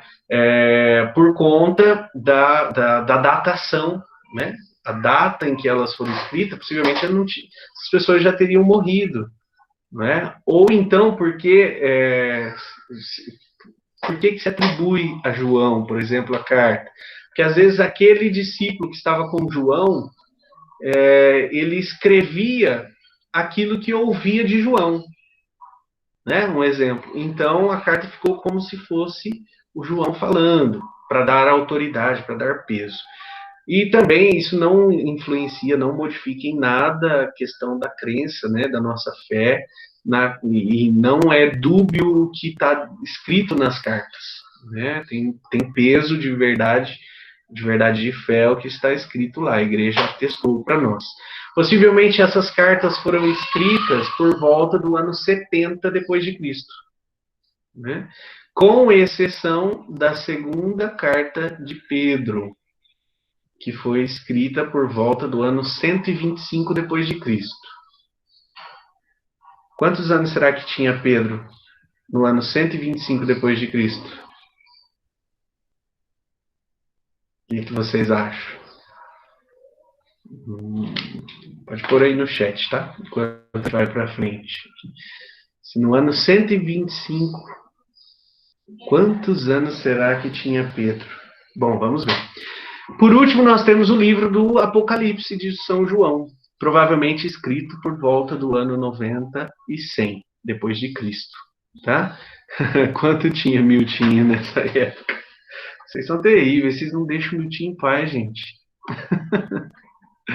Muito bom, tá? Então, com isso, o que a gente entende? Que o Novo Testamento é um compilado, um compêndio de escritos que pega aí do ano 50 até o ano 125, mais ou menos. O que daria uma média de 80 anos de história do cristianismo primitivo, né? Então, são esses 27 livros vai contar a história de 80 anos da igreja, como a igreja viveu com Cristo e depois de Cristo, como que a igreja se organizou, tá? Tranquilo até aqui, gente? Pode dar um joinha aí na tela para eu ver. Será que tem alguma dúvida? Vocês podem ir falando e colocando aí. O Alan falou que tá ok. Muito bem. Qualquer dúvida, vocês parem e a gente já finalizando, né? Cabe lembrar, então, olha aí, nós estamos ainda na página, tá? No antepenúltimo parágrafo. Cabe lembrar que os autores sagrados do Novo Testamento escreveram com o objetivo de serem lidos por alguma comunidade. Óbvio, né? Todos esses 27 escritos foram escritos com o objetivo de ser lido por alguma comunidade, né? No caso, vamos pegar as cartas de Paulo. Ele escreve para os tessalônicos. Por quê? Porque ele quer que os tessalonicenses leiam o que ele está escrevendo e apliquem em alguma coisa, ou façam uma análise em relação a algum aspecto. Porém, nenhum deles tinha a intenção de que seus escritos formariam um compilado maior, ou seja, a Bíblia. Quando eles não escreveram para formar a Bíblia. Isso é muito interessante, importante a gente retomar, né, e ter em mente. Por quê? Porque uma coisa é você escrever para alguém uma carta. Outra coisa é você escrever para ser publicado no formato de livro para várias pessoas que vão ler. Os objetivos deles não eram esses. Era escrever para uma comunidade. Alguém, um grupo que ia ler. Não é? Então, muitos, inclusive, imaginavam que a segunda vinda de Jesus seria presenciada por eles ainda em vida. Então, eles não tinham o objetivo de fazer a Bíblia. Eles acreditavam que Jesus ia voltar em alguns anos. Não era alguma coisa que demoraria, que passaria em 2000 anos. Né? Então, o objetivo deles era em grande parte, era uma conversão maciça de povos imediatamente após a leitura desses textos, ou a partir desse texto para manter a esperança e a fé que o Senhor já estava voltando. Esse era o objetivo maior. Tá? Eles não tinham interesse em fazer o cânon do Novo Testamento. Inclusive, essa palavra Novo Testamento nem existia para eles. Nossa geração, né, posterior a deles, é que vai dar esse nome. Tá? Olha lá, quando então os escritos do Novo Testamento passaram a ter autoridade, quando que esses escritos passaram a ter autoridade e a compor o cânon bíblico? Com certeza não foi nos mesmos momentos em que foram escritos, né? Se a gente pegar, não precisa pegar, tá? Eu vou falar aqui apenas. Se a gente vê depois no texto de segunda carta a Timóteo, no capítulo 3º, versículo 16, lá vai falar sobre as escrituras, as sagradas escrituras, né? E aí a gente vai pensar assim, olha, quando no Novo Testamento se fala das escrituras ou das sagradas escrituras, esses textos não se referem aos textos do Novo Testamento, mas sim do Antigo Testamento. É o texto, as sagradas escrituras para eles eram dos Antigos Testamentos, do Antigo Testamento, né? Eu estou me fazendo claro, gente, ou está confuso? Tá tranquilo? Tá. Então, os escritos do Novo Testamento ainda não eram considerados sagrados no período em que eles foram escritos e até alguns anos depois. Né? Eles só vão se tornar sagrados bem depois. Obrigado pelo feedback, Alan. Valeu aí.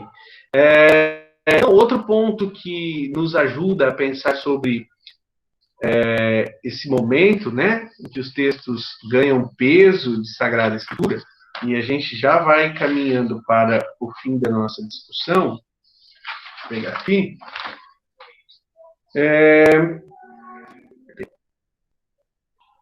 Aqui. Outro ponto que nos ajuda a pensar sobre um momento em que esses textos ganham peso nas Sagradas é o que dizem os escritores de períodos posteriores.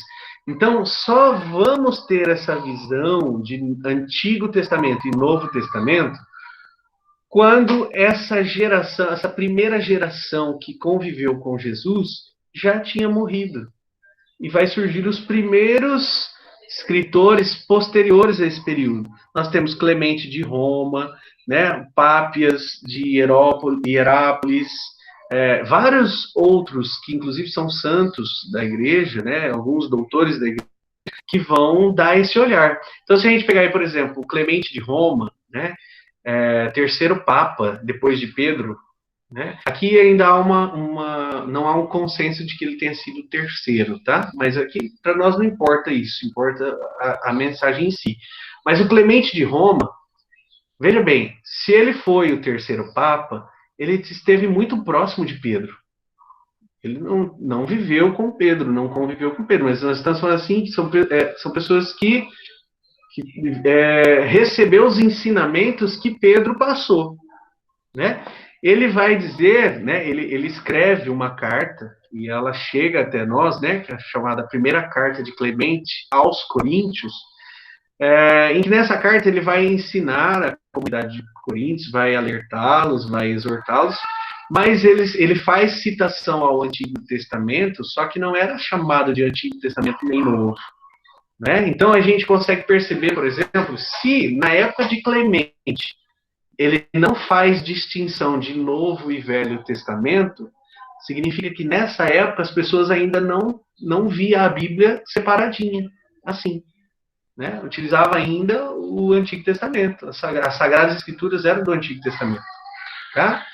Na segunda carta de Pedro, no capítulo 3º, versículo 16, nós podemos perceber uma menção pela primeira vez de textos do Novo Testamento como parte da Escritura. Essa eu gostaria de pegar com vocês. Segunda carta de Pedro. Vou pegar aqui que eu marquei aqui, mas caiu. Segunda carta de Pedro, capítulo 3º, versículo 16. Então Pedro está falando, olha, pessoal, se esforcem, né? Se esforça para buscar esses ensinamentos, se esforcem para entender o que Deus nos diz, né? Reconhecei que a paciência do nosso Senhor é salutar. Ele está exortando as pessoas ali, né, nessa carta. E lá no versículo 16 ele diz, é o que ele faz em todas as suas cartas, né? Ele está falando de Paulo. Deixa eu pegar um pouquinho antes. Ele vai falar assim, ó, no 15.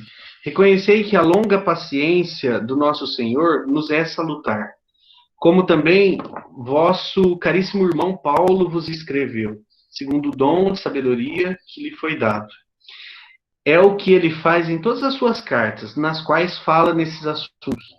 Nelas há algumas passagens difíceis de entender, cujo sentido os espíritos ignorantes ou pouco fortalecidos deturpam para a sua própria ruína, como o fazem também com as demais escrituras. Então, aqui na minha Bíblia, a escritura está até com letra maiúscula. Né? O que ele está dizendo aqui? Olha, cuidado, né? Cuidado porque a Bíblia não é fácil de ler. E algumas pessoas vai lendo e vai interpretando do seu modo e acaba deturpando as Sagradas Escrituras. E aqui ele vai falar exatamente disso. Ele vai falar, olha, assim como Paulo escreve, e algumas coisas que Paulo escreve são complexas, assim como são complexas as Escrituras. Então ele faz uma comparação de Paulo, do texto de Paulo, com as Escrituras, no caso aqui, do Antigo Testamento. Então a gente percebe o quê? Que é pela primeira vez aparece um texto que fala dos textos do Novo Testamento como parte das Sagradas Escrituras. Por isso que a segunda carta de Pedro, ela é vista como a carta mais velha de todas elas, de todos esses textos, que data do ano 125 depois de Cristo, né? Porque aí já é uma visão que tem. Pode falar, Meire. O rodapé vai dizer, né? Do versículo 16, ele vai dizer: esse versículo parece indicar que as cartas do apóstolo São Paulo eram já naquele momento consideradas como fazendo parte das Sagradas Escrituras. Isso. Perfeito. Então, é por isso, inclusive, que eles entendem, né? Eles que eu digo, o magistério da igreja, entende que essa carta de São Pedro seja uma das as últimas que foram escritas. Porque já se passou muito tempo e aí já tem essa compreensão do que é texto antigo e o que é do novo, tá? Pápias de Herápolis, no próximo parágrafo aí, né, que viveu do ano 160, 130 depois de Cristo, portanto a terceira geração apostólica, considera nos seus escritos a tradição oral viva, né? Aqui eu não coloquei o trecho, mas eu vou indicar o vídeo em que isso é muito forte. Ele vai falar no livro dele que para ele mais importante do que o que está escrito é o que se fala, o que chegou até nós pela tradição oral. Para ele, a tradição oral ela é muito mais viva do que o texto escrito. Então, veja bem, se no ano 130 depois de Cristo ainda não se usava o Novo Testamento como uma tradição firme, a gente pode perceber o quê? Que até finalzinho do século I, né, depois de Cristo, não se tinha ainda o cânon fechado, não se tinha ainda o Novo Testamento de forma agrupada, organizada, tá? Os evangelhos foram ter sua idade reconhecida após a metade do século II. Né? Então, só depois do século II, ou seja, 200 anos depois da morte de Jesus, é que os evangelhos, os 4 evangelhos, vão ter a sua autoridade reconhecida. Por quê? Porque, vejam bem, as coisas não acontecem assim, aconteceu, foi escrito, já foi publicado, já foi fazer parte. Teve um contexto histórico, né? Se a gente pegar, por exemplo, na metade do século II em diante, começaram a aparecer as heresias, né? O que eram as heresias? Começou a aparecer vários textos falando sobre Jesus. Vários textos, muitos textos. E esses textos mostravam Jesus de várias formas. Tinha texto que mostrava Jesus, um Jesus nada divino, só humano, inclusive pecador. Não é? Outros textos mostravam Jesus só divino, nada humano. Né? Então, a igreja foi entendendo, lendo, entendendo isso sob a luz do Espírito Santo, de que esses textos não podiam ser inspirados por Deus. né? Porque aquilo ali não dizia parte, não fazia parte daquilo que Jesus tinha sido. Então, houve, a partir do século II, né, a partir do segundo século, uma necessidade da igreja tomar consciência de reunir os textos e falar assim, ó, esses textos, esses daqui a gente pode confiar. Então, essa necessidade fez com que a igreja criasse o cânon, tá? Veja bem, só no século V é que vai surgir os primeiros cânons do Novo Testamento. Ainda não do jeito que a gente conhece hoje. Do jeito que a gente conhece hoje, só no século XVIII. Olha só como que é a história, né? Demorou 17, 16 séculos para a Bíblia estar assim, bonitinha, do jeito que está aqui para nós. Tá? Então é um tempo grande. A igreja ela é muito sábia nesse sentido. Não pega qualquer coisa, não é, que está lá. Em relação aos textos apócrifos, né, os livros apócrifos, aqueles que não entraram, por que não entraram? Não é porque a igreja quer esconder algo de nós. Inclusive esses textos são públicos. A gente pode acessar qualquer um. Você digita lá na internet o Evangelho segundo Tomé, você vai achar, né? Digita lá o Evangelho segundo segundo Judas. São públicos esses textos. Não é que a igreja quer esconder de nós, mas a igreja cuida para que a gente não interprete mal. Já imaginou uma pessoa que não tem o olhar treinado, pessoas que não têm esse estudo que a gente está fazendo, pegam um evangelho desse, né, que mostra um Jesus totalmente diferente, a pessoa pode perder a própria fé. Né? Então a igreja cuida muito disso, tá? Então a partir daí foi criado os critérios para a construção do cânon do Novo Testamento, que são esses 3 que eu coloquei aí para vocês. Tem que ter confirmada a apostolicidade do texto, ou seja, veio de algum apóstolo, que a nossa igreja é apostólica, né? Então, gente, uma coisa que me surpreendeu quando eu estudava no grupo de estudo, mas mais especificamente estudando para esse curso. A Bíblia, ela é católica, foi a igreja católica que criou a Bíblia. Não foi outra igreja. Tá? A Bíblia, ela é católica. Daqui é que vão surgir as outras versões de Bíblia. Mas basicamente é da igreja. A igreja que reuniu os textos para dar segurança naquele ensinamento da tradição que era passada. Tá? Então, o primeiro critério utilizado para a escolha dos livros que iam compor o Novo Testamento era ter como confirmar a apostolicidade, ou escrita pelo apóstolo, ou escrita por alguém que estava em contato com esse apóstolo. Tá?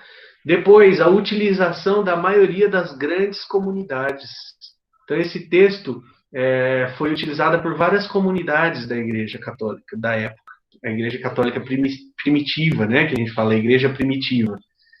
Então, se esses textos eles foram usados por várias comunidades, né, as várias primeiras comunidades, as primeiras igrejas, então é um texto que deveria compor o Novo Testamento. E aqueles textos que não apresentassem nenhuma contradição doutrinária.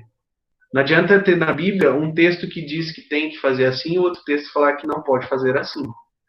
Então a igreja foi sábia ao analisar esses textos e perceber os textos que não se contradiziam. E os textos que não se contradiziam foram sendo aglutinados a ponto de formar o Novo Testamento. Beleza, gente? Aqui eu sei que é muito rápido, né? Mas a nossa intenção é a gente ter uma visão apenas. Isso aqui é leitura, isso aqui é aprofundar mesmo, a gente vai ter que aprofundar. Isso aqui não dá para fazer assim em minutos, tá? Por eu trouxe aqui para vocês essa ligação hoje, tá? Por causa do adiantado da hora também. Mas porque a gente bateu um papo bacana no jogo, né? E eu acho que deu para fixar bastante o que ficou. Enfim. Aqui tem um vídeo do professor Jonathan Mathieu, ele vai explicar o Novo Testamento. Como foi? Tudo isso aqui que eu falei é um resumo bem simplesinho do que ele fala nesse vídeo. É uma live, tem 1h14, se não me falha a memória, mas eu gostaria muito que vocês vissem, porque é um vídeo fantástico, e ele explica com uma didática, ele vai explicando, ele vai orientando, eu assisti esse vídeo algumas vezes, eu fui assistindo, aí parava, pausava, anotava, aí ia lá na Bíblia para checar, ia na internet pesquisar o que significava aquela palavra, esse tipo de estudo mesmo, tá? Então, fica com dica aí, né, de estudo, de aprofundamento, o vídeo dele, tá? Depois vocês testem mais para frente, se não der para acessar, coloquem lá no grupo do WhatsApp, que aí eu mando o link também. E eu gostaria que o nosso WhatsApp fosse também um espaço onde a gente pudesse tirar as dúvidas, fazer contribuições, né? Pode falar, Meire. Dá certo, tá? Já cliquei, dá para entrar. E fica meio que de lição de casa. Pode ser. Poder assistir esse vídeo aí. Uhum. É uma linguagem. Ele é professor de história, né? Mas ele entende muito. A gente percebe assim que esse menino é muito inspirado aí por Deus para desenvolver o trabalho que ele desenvolve. E ele tem vários outros textos, outros vídeos, né? Da história da igreja. Um só sobre o Antigo Testamento, tem sobre as cartas de Paulo, tem um só sobre a carta aos Hebreus. Então ele é um teólogo bem, assim, ele não, na verdade ele não é teólogo, ele é histórico, ele vai dar historiador, ele dá uma visão da ciência, uma visão da história, tá? Mas ajuda a gente a aprofundar o conhecimento, tá bom? Beleza, gente? Deixa eu olhar a carinha de vocês aqui. Muito bem, então. Então, estamos aí a 3 minutos de término, né? Eu acredito que podemos encerrar, dá para encerrar o encontro de hoje, né? Como disse, na semana que vem a gente vai ver como que a Bíblia foi. Então, depois dos cânones bíblicos do Antigo e do Novo Testamento serem formados, a gente vai ver como que ela foi, então, organizada em capítulos, versículos, né, as línguas, as traduções, então um pouco desse movimento aí na semana que vem, tá?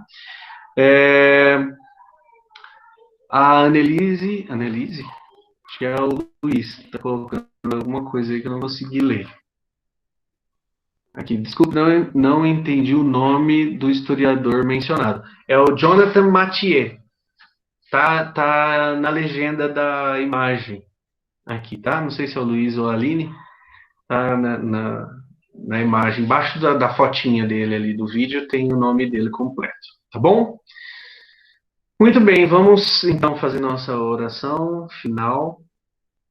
Qualquer dúvida, gente, pode entrar em contato comigo, com o Marcos, com a Meire, qualquer pessoa da comunidade aí, que o que a gente não souber, e existe uma grande chance da gente não saber, né? Mas a gente vai atrás de buscar saber, tá bom? Tati? Oi. Contigo. Bom, então vamos encerrar o nosso curso por hoje. Agradecer a Deus, né? Agradecendo por este momento. Senhor, nós te damos graça por este encontro, onde estamos aprendendo um pouquinho mais da tua palavra. Te damos graça, Senhor, por tua bondade e tua presença entre nós. Faz, Senhor, com que cresça entre nós o espírito fraterno e tenhamos um só coração e uma só alma, e sejamos uma comunidade evangelizadora. Te louvo e te agradeço pela vida de cada um aqui presente nesse curso, pelo sim de cada um, que nós possamos estar sempre reunidos, sempre para aprender sobre a palavra de Deus, para que possamos ser instrumentos, né? Instrumentos para levar o amor, a palavra de Deus por onde formos. Ave Maria, cheia de graça, o Senhor é convosco. Bendita sois vós entre as mulheres, bendito é o fruto do vosso ventre, Jesus. Santa Maria, Mãe de Deus, rogai por nós, pecadores, agora e na hora de nossa morte. Amém. Estivemos e estaremos sempre reunidos. Em nome do Pai, do Filho, Pai, Filho, do Espírito Santo. Amém. Amém. Pela presença de todos vocês. Que vocês tenham uma boa semana, um bom final de semana para todos. Amém, graças a Deus. Marcos, tem algum recado, Marcos? Alguma orientação? Quero agradecer aí a Tati, a Meire, a você que hoje conduziu o curso aí em nome da comunidade Obra de Amor, a todos vocês que estavam nos acompanhando aí. Acompanhem sempre a gente aí nas nossas evangelizações quando vocês puderem, e também a gente se chama para nos ajudarem, né? Ajudar na divulgação, ajudar também como um colaborador, como uma pessoa que participa, e ajudar também na missão. Nós vamos, se Deus quiser, vamos ter mais missões aí, se não presencial, mais online, e a gente não consegue sozinho, a gente precisa de amigos para interceder, para, às vezes, de repente, para servir de alguma forma nessas missões também.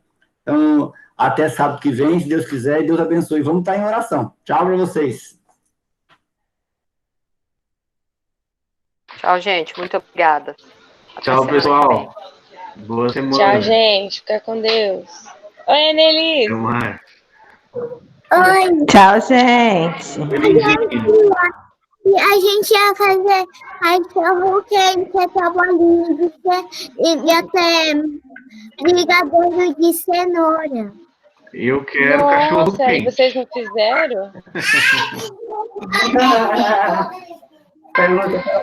Ó, vamos todo mundo comer hoje na casa da Annelise. E no cachorro quente vai até salsicha. Não acredito. Que bafo. E vai molho? Vai na casa da Denise, porque nem quando não tinha coronavírus vinha aqui, né? Nossa, gente, que drama. Pessoal, um abraço, tá? Tchau, tchau. Também vou. Tchau, meu amor. Beijo.